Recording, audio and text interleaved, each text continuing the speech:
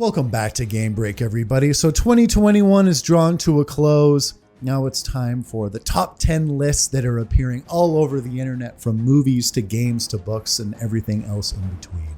So now it's my turn to take a shot at it. So 2021, I got to play a lot of JRPGs, Western RPGs, fighting games, Metroidvanias, all sorts of games. And I had a really good time in 2021. There were a lot of good titles this year, and I'm really looking forward to 2022. And what it has to offer. So enough beating around the bush, let's get to Game Break's top 10 games of 2021.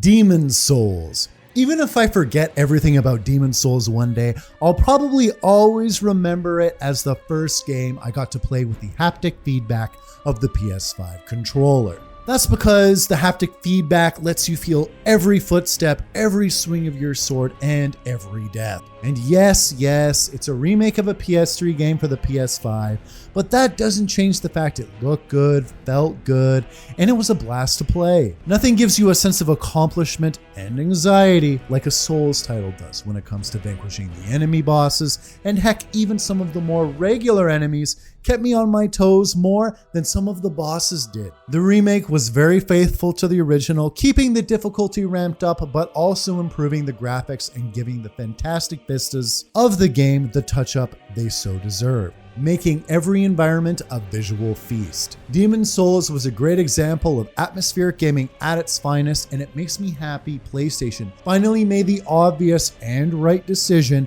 to pick up Blue Point Studios, the developer of this remake, because frankly, they nailed it and absolutely deserve the chance to create their own IPs in the future, and I can't wait to see what they come up with.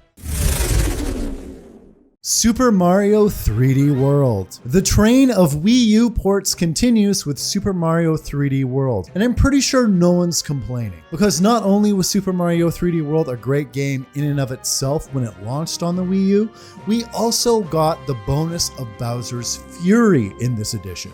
The Bowser's Fury content was a new open world area to explore with Mario, and by the way, I think it's a big hint at the future direction of the Mario series, and it was a blast playing with my wife, taking turns exploring the wide open area and collecting all the cat shines. Plus, there is Super Saiyan Mario, so that's cool. The only thing lacking from Bowser's Fury was the fun multiplayer of the original title, but I can see how that would have been difficult to implement in the wide open area that was Bowser's Fury. But even then, I lost count of the amounts of times my wife and I were jealous of a particular segment the other person was playing while we were spectating. I'm envious of anyone who missed this title the first time around for the Wii U, because it's a very enjoyable 3D Mario experience, even with the added chaos of multiple players. Bravely Default 2. Damn, I was hyped for this game when it was announced. A classic turn-based RPG from Square Enix with a job system, turn-based combat, and beautiful graphics. Sign me up. It even had the best story of the Bravely Default franchise too. And I know to some people that's not saying much, and yes, I know it's still a fairly classic tale that's been told time and time again with crystals and a great evil, but it by and large kept me interested most of the time, even though it was by and large a little cliche. But the predictable story is supported by a cast of extremely likable protagonists and decent voice work, at least in Japanese, and a great musical score that was, for me at least, one of the best parts about the game. The biggest negative was the lack of basic quality of life systems that most RPGs nowadays have, such as a decent minimap and a quest log, which in and of itself is mystifying, especially considering how far games have come and the age of gaming we're currently in. But if you're looking for a gorgeous JRPG which harkens back to a simpler time, this is for you. Metroid Dread. I played 4 of the 5 2D Metroid games that exist in the last year, including Dread, and I enjoyed them all to varying degrees. 2D Metroid games weren't really my jam when I was younger. I tried them, but a one-hit knockout of the games being too scary for me kept me from really trying anymore. But now that I'm a little bit less of a chicken, I totally dig the Metroid games now, with their tried and true 2D side-scrolling action, and Metroid Dread is my favorite of the bunch. And yes, you'll get get lost. And yes, there is backtracking, but holy crap, the sense of progression is second to none. As I was playing the game, I was constantly being rewarded with new power-ups, items, and weapons at the perfect time. And as a result, my Metroid Dread sessions wound up being much longer than intended, with me telling myself constantly that I'll stop after one more power-up, or one more weapon, or one new armor set. Yeah, it's safe to say I was addicted. And Metroid Dread looked good, was cinematic, and finally brought the tale of Samus and the Metroids to a close, at least for now. Opening the door for different adventures, and whenever they arrive, I'll gladly descend into the depths with Samus once again. Ys 9 Monstrum Nox. I love Ys, I love Falcom, so big shocker an Ys title is on the list. Ys 9, the 9th mainline entry in the legendary Ys series of action RPGs, isn't as good as its immediate predecessor Ys 8, but it's still a fast, fun action RPG with an intriguing story and mysteries that got me hooked into the narrative. While Ys games have always been known for their action combat, it very much seems like Falcom is getting more invested in story as we get more and more Ys titles, with the characters, particularly those of the main party, getting a great amount of development. This can make the titles a bit longer in terms of narrative, but I welcome the change. It makes the party more fun to fight with, and aside from the characters just looking cool, they have some decent backstory and development to go with them now, which makes them more memorable. However, I can see how old school Ys fans might take umbrage with this, because there's much more talking now between action role-playing segments. Another issue I had with the game is it was a little bit dull in terms of color. The excuse for this is because the setting takes place in a prison city, which, let's face it, prisons are usually drab institutions at best. But once you get outside the city, the environments start to show some color and things begin to look better. But the really fun combat, being able to switch between Adol and all of his varied party members, makes up for any lackluster environments the game has. Overall, I had fun with Ys 9 beginning to finish, and I can't wait to see where Adol, our red-headed adventure, ends up next. Ratchet & Clank Rift Apart. Fun. That word sums up this game pretty good. Ratchet & Clank Rift Apart is a good combination of fun platforming and over-the-top shooter gameplay that has a truckload of cool weapons to choose from, both aesthetically speaking and in terms of what they can do to the enemy. And I found the best part of having so many weapons is just the ability to quickly switch between them and finding devastating weapon combos that worked best for me. And this all ties together with gorgeous graphics complemented by an eye-popping use of color in a varied set of environments. One of the best parts of Ratchet & Clank Rift Apart was getting to see what gorgeous new planet I got to go to next, and not one of them disappointed. And while the story was zany, it kept me entertained throughout with some decent chuckles along the way. And I welcomed the new addition of Rivet to the franchise wholeheartedly. I thought she made a great addition to the cast, and in no way did she take anything away from Ratchet or Clank. I would say hands down, Ratchet & Clank is the most fun game I played all year.